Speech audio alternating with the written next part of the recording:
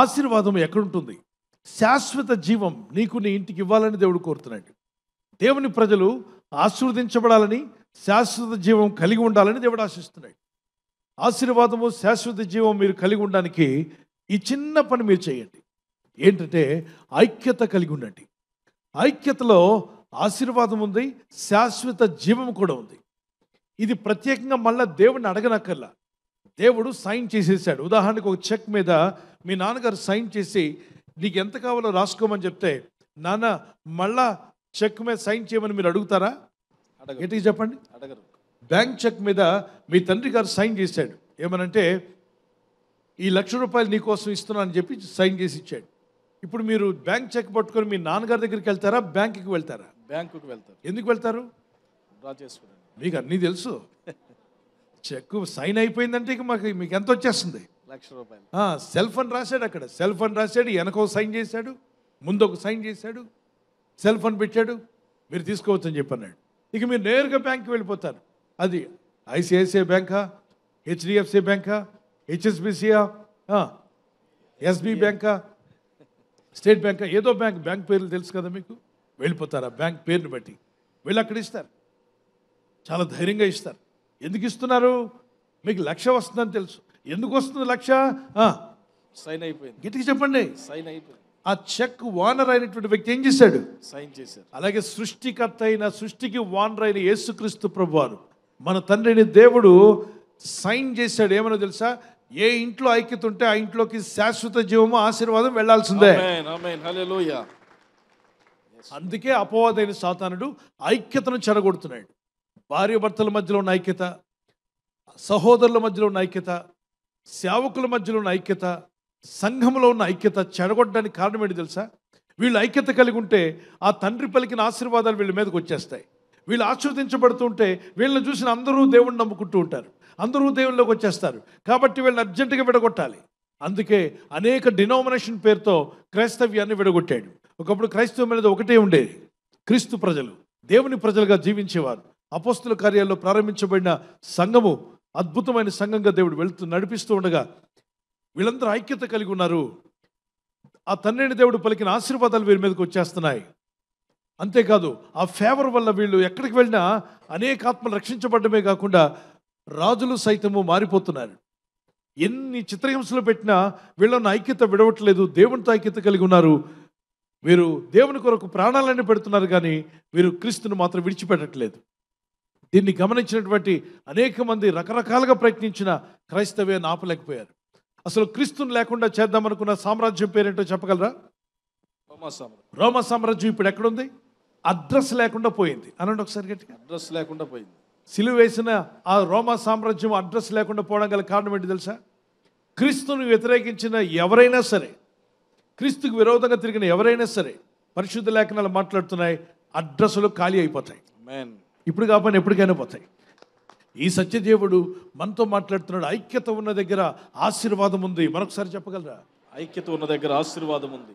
అది తెలుసుకున్న సాతానుడు మీ ఇళ్లలో ఉన్న ఐక్యతను పాడు చేస్తున్నాడు. ఎందుకంటే మీరు ఆశీర్వదించబడతారు.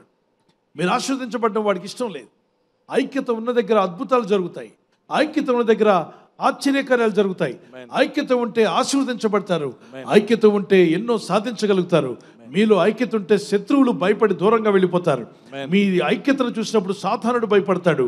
మీ ఐక్యతను చూసి దురాత్మలు భయపడతాయి. మీ ఐక్యతను చూసినప్పుడు మీ మీద పడే శత్రువులకు వణుకు కలుగుతుంది. కాబట్టి ఐక్యత చాలా గొప్పదని నమ్మిన వారు గట్టిగా దేవునికి స్తోత్రం చెప్పగలరా? హల్లెలూయా. ఒక తండ్రి తన కొడుకుల్ని పిలిచాడట. ఆయన చనిపోయే సమయం వచ్చింది. ఒరే కుమారులారా రండి, మీరు ఐక్యత కలిగి ఉండండి రా. ఒకరినొకడు తిట్టుకుంటూ కొట్టుకుంటూ ఉంటే మీరు నాశనం అయిపోతారా. ఊరోళ్ళందరూ మీ మీద పడి మిమ్మల్ని నాశనం చేస్తారు. మీకున్న ఆస్తి ఎంతో కొంత దాచాను, అది మొత్తం వాళ్ళు దోచుకొని పోతారు. మీరు విడివిడిగా ఉండకండి, ఐక్యత కలిగి ఉండండి అంటే ఓకేనా అన్నారు. కానీ ఒకడికి మ్యాటర్ అర్థం కాల. అప్పుడు వాళ్ళ నాన్న అన్నాడు, రే కర్రలు తీసుకురండి రా అన్నాడు. కర్రలు, అన్ని కర్రలు కట్టి, ఒక 4-5 కర్రలు కలిసి ఉన్నాయి, వాటిని కట్టి తీసుకొచ్చి అక్కడ పెట్టాడు. అలాగే ఒక్కొక్కడికి ఒక్కొక్క కర్ర ఇచ్చాడు. రే మీరు బలవంతులు కదా, రోజు వ్యాయామం చేస్తున్నారు కదా, కర్రలు వెరగొట్టండి రా అని చెప్పంటే పెద్దోడు వచ్చాడు. ఒక కర్రని ఇలా అనగానే ఏమైపోయింది చెప్పండి, పులుక్కుని ఇరిగిపోయింది. రెండో వాడు తన బలంతో ఆ మోకాలు మీద పెట్టి ఇలా విరిచినప్పుడు ఇరిగిపోయింది. మూడో వాడు విరవగలిగాడు. నాలుగో వాడు కూడా విరవగలిగాడు. 7 కర్రలు కూడా ఒక్కొక్కడు ఒక్కొక్క కర్రని ఏం చేశారు? ఎందుకు చెప్పండి? విరిచారు. అరే మీలో ఇంకా బలవంతులు ఎవరో చెప్పారంటే నేను అన్నారు. ఎవరు కండ బలం ఎక్కువ ఉందంటే ప్రతి ఒక్కడు నాకుందన్నారు. అయితే రండి, ఎవరికి బలం ఉందో వారు ముందు రండి అని చెప్పన్నాడు. ఈ వరుసగా కట్టెలు కట్టున్న 7 కట్టెలు, 7 కట్టెలు కట్టినటువంటి కట్టను చేతిలో పెట్టాడు. ఈ కట్టని విరగొట్టరా అన్నాడు. విరగొట్టగలిగాడా? లేదు. ఏంటి చెప్పండి? లేదు. 7 కట్టెలు కలిసి ఉన్నాయి. కలిసి ఉన్న వాటిని వాడు పూర్ణ శక్తితో పూర్ణ బలంతో ప్రయత్నం చేశాడు. వాడు చేతులు ఇరిగిపోయేలా ఉన్నాయి, మోకాలు ఇరిగిపోయేలా ఉంది, చెమట్లు పట్టాయి, ముఖం ఎర్రగా కందిపోయింది, చేతులు కందిపోతున్నాయి, కర్రలు మాత్రం విరవలేదు. ఏంటి చెప్పండి? విరగలేదు. అప్పుడు వాళ్ళ నాన్న పిలిచాడు. ఇద్దరు కలిసి ఇరవండ్రా అన్నాడు. ఇద్దరు కలిసి ప్రయత్నించారు. ఇరవగలిగారా? విరవలేదు. చెప్పాలి గట్టిగా. విరవలేకపోయారు. 3 ప్రయత్నం చేయండి అన్నాడు. 3 ప్రయత్నం చేశారు. విరవగలిగారా? విరవలేకపోయారు. 7 కట్టెలు గట్టిగా కట్టబడ్డాయి. వాటిని విరవడానికి 7 కలిసి ప్రయత్నించినా విరవలేకపోయారు. ఇప్పుడు మీరు ఇందులో ఏం నేర్చుకున్నారా అని చెప్పి అడిగాడు వాళ్ళ నాన్న. ఏంటో నాన్న మాకు అర్థం కాలేదు. ఈ కర్రల్లాగా కలిసి మీరు ఉంటే మిమ్మల్ని ఎవడూ విరగొట్టలేడు, పడగొట్టలేడు, మీ జీవితాలను ఎవరు నాశనం చేయలేరు. కాబట్టి కట్టెలు కలిసి ఉన్నట్టుగా మీరింట్లో ఎలా ఉండాలి? కలిసి ఉండాలి. గట్టిగా చెప్పండి. కలిసి ఉండండి. ప్రసంగి 4:9 ఇద్దరి కష్టం చేత ఉభయులకు మంచి ఫలము కలుగును గనుక ఒంటిగాడే ఉండట కంటే ఇద్దరు కూడి ఉండటే మేలు. ఒకళ్ళ ఉందామా? ఇద్దరు కలిసి పనిచేస్తారా? ఇద్దరుగా ఉండండి. మీకు ఒక విషయం తెలుసా? 100 కేజీలు ఒక గుర్రం మోయగలిగితే, 100 కేజీలని ఒక గుర్రం మోయగలిగితే లాక్కెళ్ళగలుగుతుంది. ఓకే, 2 గుర్రాలు కలిస్తే ఎంత మోయగలదు? 200 కేజీ. ఎంత మోయగలవు? 200 కేజీ. వేళ్ళు చూపించండి నాకు. 200. ఇప్పుడు మనం టన్ను కిందకు వద్దాం. ఒక గుర్రము 1 టన్ను బరువు లాగగలిగితే 2 గుర్రాలు కలిస్తే ఎన్ని టన్నులు లాగగలదు? త్వరగా చెప్పాలి. 2 టన్నులు. ఏది? వేళ్ళు చూపించండి. 2 గుర్రాలు కలిస్తే 10 టన్నుల బండిలు లాగుతాయంట. 10 టన్నులు, 1 టన్ను కాదు. ఏమిటి 1 టన్ను లాగగలిగింది 100 కేజీలు మోయగలిగినటువంటి ఒకవేళ అన్నట్లయితే అది 2 కలిస్తే 200 కాదట, 10 అంతలు ఎక్కువ బలం వస్తుంది. 10 అంతలు ఎక్కువ బలం వస్తుంది. ఒక గుర్రానికి కొంతవరకే మోయగలుగుతుంది, కానీ 2 కలిసి లాగినప్పుడు వాటికి 2 అంతల బలం కాదు, కానీ 10 అంతల బలం రిలీజ్ అవుతుంది. మీరు 1 మైల్ నడవాలంటే ఒంటరిగా నడవండి. 2 మైళ్ళు నడవాలంటే 10 మైళ్ళు నడవాలంటే ఇద్దరు మాట్లాడుకుంటూ నడవండి. మీకు అప్పుడే వచ్చేసామో 10 మైళ్ళు దాటిందా అనిపిస్తుంది. అర్థమైన వాళ్ళు చేయొద్దండి. నేను నడవమంది అమ్మాయితో అబ్బాయి, అబ్బాయితో అమ్మాయి కాదు. మీకు ఈ అయ్యే గుర్తొస్తుంటాయి కొంతమందికి. అయితే పాస్టర్ గారు నేను అలాగే నడుస్తాను. నడవద్దు నాయన. నీకు పెళ్ళి అయితే భార్య భర్త కలిసి నడవండి. పెళ్లి కాకపోతే ప్రభుతో నడువు. నువ్వు దేవునికి స్తోత్రం కలుగును గాక. యేసయ్యతో నడువు. దేవుని మాటలు వింటున్నాడు. ఒక యూదుడు ఎంతమందిని తరమగలిగాడు? 1000 మందిని. 2 యూదులు కలిస్తే 10,000 మందిని. అంటే ఒక దేవుని బిడ్డ ఎంతమంది జయించగలిగాడు? 1000 మందిని. 2 కలిస్తే 10,000 మందిని. హల్లెలూయా. హల్లెలూయా. అంటే దీని అర్థం ఏంటి? మనుషులు కొట్టడము తనడం కాదు, కానీ ఒక వ్యక్తి 1000 ఆత్మలు రక్షిస్తే 2 కలిసి ప్రార్థించి దేవుని పని చేస్తే 10,000 ఆత్మల రక్షణలోకి రావాలి. దేవుని బిడ్డరా, ఆత్మల రక్షణ కొరకు ఇది ఐక్యత ఉపయోగపడుతుంది. కుటుంబంలో 2 భార్య భర్తలు కలిసి పనిచేయడం, 2 ఒకరినొకరు అర్థం చేసుకోవడం వల్ల మీ ఇల్లు దీవించబడుతుంది, మీ కుటుంబం దీవించబడుతుంది. అన్నదమ్ములు కలిసి ఉన్నప్పుడు ఆ కుటుంబం దీవించబడుతుంది. అక్కజల్లులు కలిసి ఉన్నప్పుడు వారి మధ్యలో దీవెనలు చూడగలుగుతారు. దీవెన చూడాలి అంటే ఐక్యత కనబడాలి. ఐక్యత లేకుండా దీవెన కనిపించదు. జంతువుల మధ్యలో కూడా చూడండి, క్రూర జంతువులు వాటిని చంపడానికి వస్తూ ఉంటే, అసలు నిజానికి బఫెల్లో సింహాన్ని చూస్తే పారిపోతుంది. ఇప్పుడు ఎవరిని చూసి పారిపోతున్నారు? సింహమే పారిపోతుంది. అడవిరాజు పారిపోతున్నాడా? దున్నపోతులు పారిపోతున్నాయా? అడవిరాజు. ఎందుకని? గట్టిగా చెప్పండి. ఆ దున్నలన్నీ ఐక్యత కలిగి వచ్చేసరికి అడవిరాజులు, బాబు మేము పిల్లులు రా బాబు, సింహాలం కాదురా అని చెప్పి పారిపోతున్నాయి. అడవిరాజుకు కూడా సింహానికి పిల్లి పిరికితనాన్ని నేర్పించాయి. నీ ఐక్యత శత్రువుకు భయం కలిగించుతుంది. కాబట్టి నువ్వు ఐక్యత కలిగి ఉండాలి. దేవుని బిడ్డలారా, మనమంతా ఐక్యత కలిగి ఉంటే దురాత్మలు భయపడతాయి, దయ్యాలు భయపడతాయి. ఒకసారి చూడండి, ఇక్కడ ఏదో జంతువు వచ్చింది, చీమలన్నింటిని కూడా పట్టుకుపోతానని చెప్పి అంటుంటే చీమలన్నీ కలిసి ఒరే రండ్రా వీడు మనం తీసుకెళ్తాడట అని చెప్పి వాడు ముక్కులో దూరాయట. అన్నీ కలిసి వాడు పడిపోయాడు, వాడిని మోసుకుపోయాయి. దేవుని బిడ్డలను ఐక్యత కలిగి ఉండాలి. దేవుని ప్రజలు ఐక్యత కలిగి ఉండడం ఎంతో ఆశీర్వాదం. ఇక్కడ మళ్ళీ కొత్తగా ప్రభావం మేము ఐక్యత కలిగి ఉంటూ ఆశీర్వదించమని అనలకల్లా. ఆశీర్వాదం కావాలా? ఐక్యత కలిగి పనిచేయి, ఆశీర్వాదం నీ నెత్తి మీదకి వచ్చేస్తుంది. ఎందుకంటే సైన్ చేశాడు దేవుడు. దేవుడు ఆల్రెడీ పలికాడు. ఎక్కడ ఐక్యత ఉంటుందో అక్కడ ఆశీర్వాదము, శాశ్వత జీవం ఉండవాలని దేవుడైన యెహోవా ఆజ్ఞాపించాడు. అంటే ఆయన ఆజ్ఞ ఎక్కడ పరిగెడుతుందో తెలుసా? దేవుడిచ్చిన ఆశీర్వాదం ఇలా వెతుక్కుంటూ వెళ్తుంది. ఎక్కడైతే ఐక్యత ఉంటుందో వారింటి మీదకి వచ్చేస్తుంది. ఐక్యత కలిగి ప్రార్థిస్తున్నారా? మీ మీదకి వస్తుంది.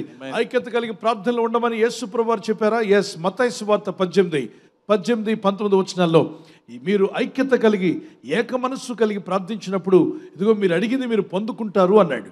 కాబట్టి మీరు అడుగునప్పుడు ఏక మనస్సుతో అడగండి, ఏకీభవించి ప్రార్థన చేయండి.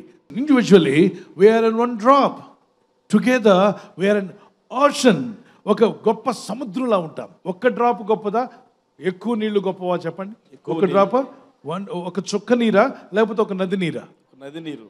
రైట్. ఒక నదిగా మారాలంటే చుక్క కలిసి అనేక చుక్కలు కలిస్తే ఒక బకెట్ నిండుతుంది. అనేక బకెట్లు నిండితే ఒక చెరువు నిండుతుంది. అనేక చెరువులు నిండితే పొంగి పొరలితే ఒక కాలువలాగా మారి, వాగుల్లాగా మారి, అన్ని వాగులు కలిసి ఒక నదిగా మారి ఆ నది ప్రవహించి అనేక హెక్టార్ల భూమికి సస్యశ్యామలంగా మార్చి పడేస్తుంది. అంటే అన్నీ కలిసినప్పుడు జరిగిందా? ఒకటిగా ఉన్నప్పుడు జరిగిందా? అన్నీ కలిసినప్పుడు. చేతిని పైకి ఎత్తగలరా? అందరూ కలిసి ప్రార్థిద్దామన్న వారు దేవునికి స్తోత్రం చెప్పండి. హల్లెలూయా. కుటుంబంలో కూడా భర్త, భార్య, బిడ్డలు కలిసి ప్రార్థన చేయండి. కలిసి కుటుంబంగా ప్రార్థన చేయండి. మీరు కలిసి ప్రార్థించకపోతే ఆశీర్వాదం అనేది దేవుడు పలికింది రాదు. మామూలు దీవెనలు వస్తుంటాయి, జనరల్ బ్లెస్సింగ్స్ అంటారు. దేవుని ప్రజలరా, దేవుని ప్రేమ కలిగి ఉండండి. ఆత్మ కలిగించు ఐక్యతను కాపాడుకోండి. డినోమినేషన్ పేరు ఏదన్నా అవ్వచ్చు. క్రీస్తు బిలీవర్లను తెలిస్తే అయ్యో యేసయ్య రక్తం సంబంధులు, దేవునికి స్తోత్రం కలుగును గాక. హల్లెలూయా. ఎక్కడుంది ఆత్మ కలిగించు ఐక్యతను కాపాడుకోమని? ఎఫెసీ పత్రిక 4:1-2 వచనాల్లో ఆత్మ కలిగించు ఐక్యతను కాపాడుకోండి. కాబట్టి మీరు సమాధానమును బంధము చేత ఆత్మ కలిగించు ఐక్యతను కాపాడుకున్నట్టు యందు శ్రద్ధ కలిగిన వారే ప్రేమతో ఒకరినొకడు సహించండి. ప్రేమతో సహించండి. ఈ మధ్య సహించట్లా, బురద జల్లుతున్నారు. వాళ్ళు అలాంటి వారండి, వీరు ఇలాంటి వారండి అని ఎంతసేపు బురద బకెట్ పట్టుకొని తిరుగుతున్న బురద పందులు ఎక్కువైపోయాయి. ఏం పందులంట? మామూలు ఊర పందులు అంటాం, కానీ ఇప్పుడు ఏ పందులు వచ్చాయి? బురద పందులు. యూట్యూబ్ నిండా అయ్యే తిరుగుతున్నాయి. ఒకప్పుడు చక్కగా వాక్యాలు చెప్పేవాళ్ళు. ఎక్కడ చూసినా ప్రతి ఒక్కడు ఇంకొకటి తిట్టడమే తప్ప ఒక మంచిగా వాక్యం చెప్పి ఆత్మను రక్షిద్దామని ఆలోచన లేదు. ప్రజల మధ్యలో ఐక్యత కలిగిద్దామని లేదు. వాళ్ళ మీద బురద వేసి, వీళ్ళ మీద బురద వేసి నేను ఒక మాట అడుగుతున్నాను. దారిని పోయి వాళ్ళందరి మీద బురద జల్లుతున్న వాడి చేతులు ఏమవుతాయి? బురద జల్లుతూ ఉంటే నీ చేతులంతా బురదే, నీ ఇంటి నిండా బురదే, నీ మనసు నిండా బురదే, నీ గుండెల నిండా బురదే. బురద జల్లు వార్లరా, మీరు బురదమయమైపోయారు కాబట్టి బురదలోండి బయటికి రండి. ఇక బురద జల్లడం ఆపి చేతులు కడుక్కొని నీతిగా బతకడం నేర్చుకోండి. ప్రార్థనలో ఎదగండి, దేవునిలో ఎదగండి. ఎప్పుడు ఎంతసేపు ఇతరుల మీద బురద జల్లుదామని ప్రయత్నించిన ప్రతి ఒక్కడు కూడా తాను బురద పాలు చేసుకుంటున్నాడు. గుర్తుపెట్టుకోవాలి, ప్రపంచంలో దేవుడు మానవులందరికీ ఒక అవకాశం ఇచ్చాడు, రక్షణ పొందే అవకాశం. అందరూ రక్షణలోకి రావాలి. మూడింటి విషయాల్లో దేవునితో మీకు ఐక్యత ఉండాలి, అలాగే మీలో మీకు ఐక్యత ఉండాలి, మీ కుటుంబంలో ఐక్యత ఉండాలి, చెప్పండి ఐక్యత ఉండాలి, సంఘములో ఐక్యత ఉండాలి, ఐదవదిగా మన టీం అంతటి మధ్యలో ఐక్యత ఉండాలి. ఐక్యతను కలిగించే మాటలు మాట్లాడాలి, ఐక్యత చెడగొట్టే మాటలు కాదు. బ్రదర్ పో బ్రదర్ అనకూడదు. నువ్వు బ్రదర్ సహోదరా అలా కాదు ఇలా చేద్దాం, సహోదర అలా కాదు ఇలా కాదు చేద్దాం, అరే ఒరే అని మాటలు అనుకోకండి. సహోదరా అని చెప్పండి, బ్రదర్ అని చెప్పండి, తమ్ముడు అని చెప్పండి, అన్న అని చెప్పండి. ఎంత చక్కని మాటలండి. అన్న కొంచెం సాయం చెప్పండి. పెద్ద ఆయన కూడా వచ్చిన్నాడు, నాకంటే పెద్దోళ్ళు ఉంటారు, శివనన్న అని చెప్పి అంటారు. ఎందుకంటున్నారు? ఒక ఐక్యత కలిగించే మాట. నాకంటే 2 పదులు ఎక్కువ, 60 సంవత్సరాలు, అతనికి 70 సంవత్సరాలు, అయినా కూడా నన్ను అంటాడు, నేను ఆయన నన్ను అంటాను. అనుకోవడంలో తప్పేమనుందా? చెప్పండి గట్టిగా. అన్న అనుకోవడం తప్పేమనుందా? లేదు. చెల్లి అనుకోవడం, అక్క అని, చెల్లని, అన్నని, తమ్ముడని పిలవండి. ఐక్యత కలిగించే మాటలు పిలవండి. ఈ మధ్య ఒక విషయం చెప్పి ముగిస్తాను. క్యాన్సర్లు, టీబీలు, బీపీలు, షుగర్లు రాకుండా మంచిగా ఉండాలనుకున్న వారు చేయొద్దండి.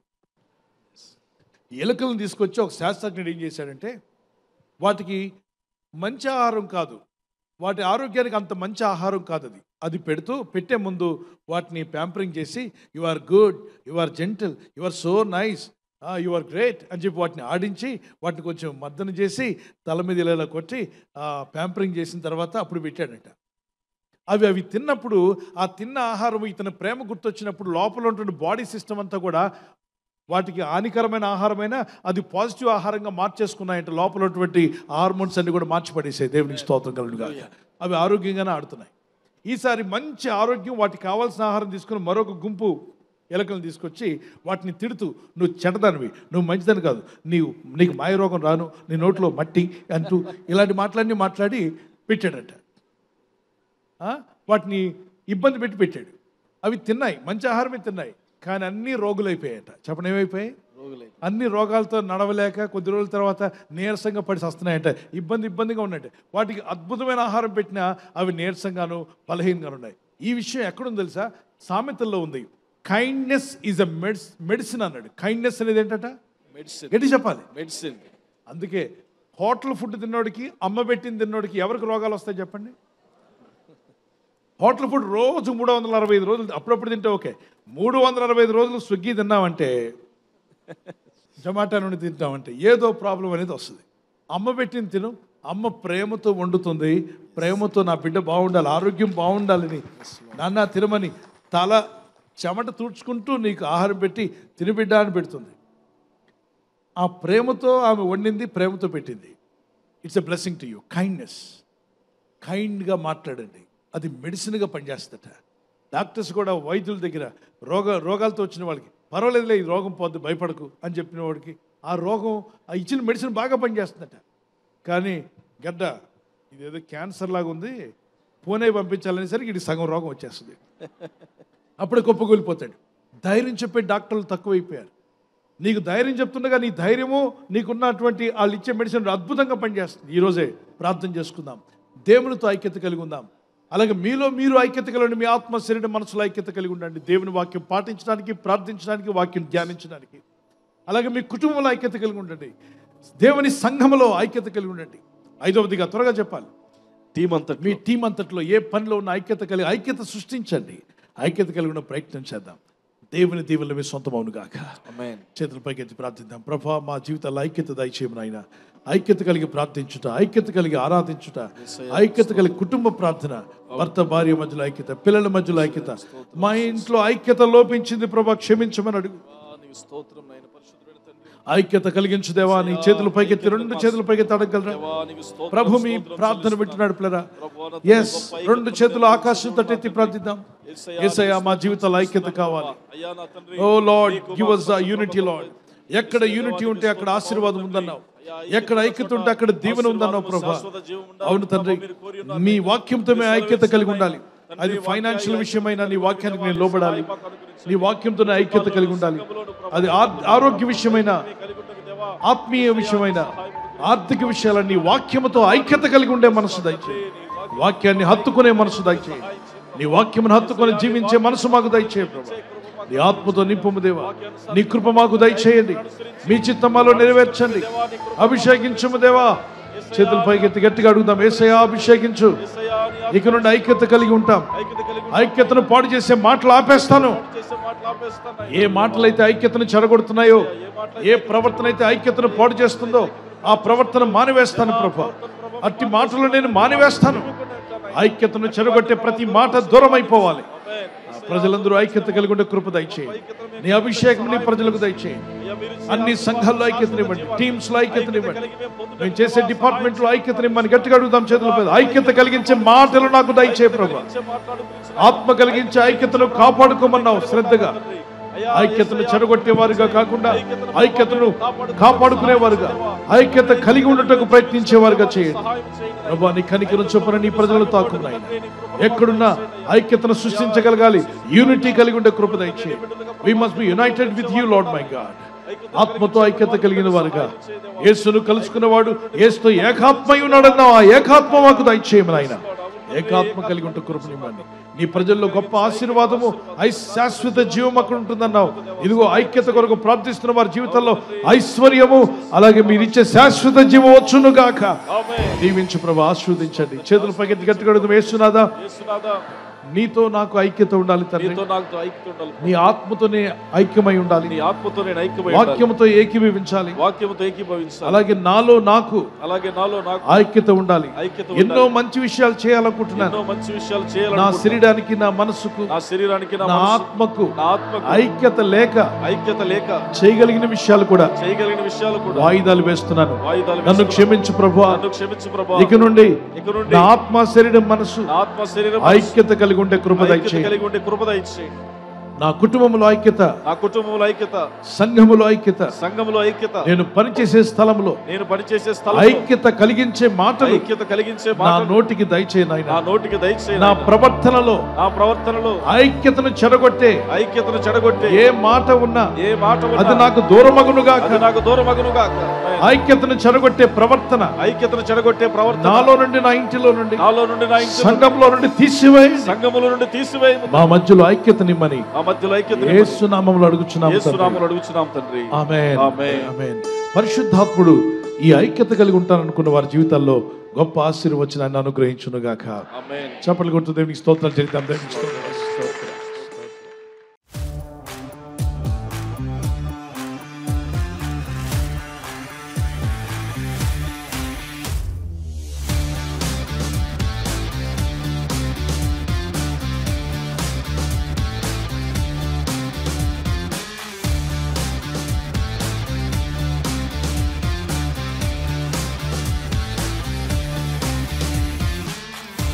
యూట్యూబ్ షార్ట్స్ అండ్ రీల్స్ చూడడం పాపమా?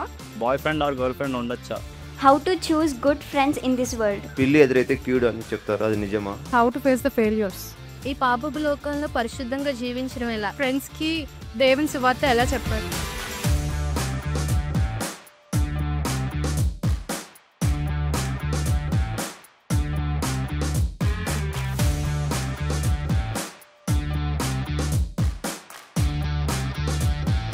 రిలాక్సేషన్ కోసం సినిమా పాటలు వినొచ్చా? Why pregnant ladies has to take special care during the period of eclipse. Social మీడియాలో క్రిస్టియన్ కంటెంట్ చేసి ఇన్కమ్ జనరేట్ చేయవచ్చా? దారిలో వెళ్తున్నప్పుడు నిమ్మకాయ మీద అడుగు పడ్డది, ఏమైనా కీడు జరుగుతుందా? ఈనాటి సేవకులు బలిపీఠం దగ్గర షూస్ వేసుకుని బోధిస్తున్నారు, దేవుడు ఇలా చేస్తే ప్రార్థన వింటాడా అని. అమావాస్య రోజు ప్రార్థన చేయకపోతే ఏమైనా కీడు జరుగుతుంది. ఇప్పుడు మ్యారేజ్ లో కానీ, ఎడ్యుకేషన్ లో కానీ దేవుని చిత్తము ఎలా తెలుసుకోవాలి?